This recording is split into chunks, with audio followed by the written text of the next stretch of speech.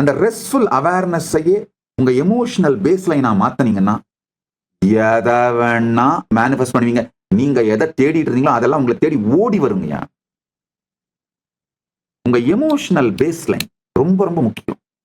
அடுத்து energetic poster, நல்லா புரிஞ்சுக்கணும். பிசிக்கல் போஸ்டர் இல்ல, எனர்ஜெட்டிக் போஸ்டர். என்ன ஆட்டிடியூடோட நீங்க வாழ்க்கையை நோக்கி போறீங்க. நான் இது வரைக்கும் என்ன வேணுமோ அதை மேனிஃபெஸ்ட் பண்ணிட்டே தான் இருக்கேன். அப்புறம் என்ன, இப்ப என்ன வேணுமோ அதை மேனிஃபெஸ்ட் பண்ண தான் போறேன். அந்த ஆட்டிடியூடுங்க, அதுதான் எனர்ஜெட்டிக் போஸ்டர்னு சொல்றேன்.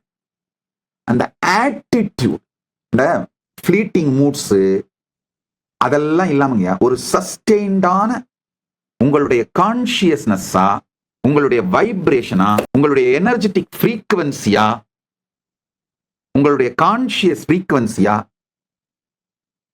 இந்த மூணுத்தையும் பில்ட் பண்ணிடுங்க. உங்க இன்னர் டயலாக் சொலல் இல்லாது இருப்பாக.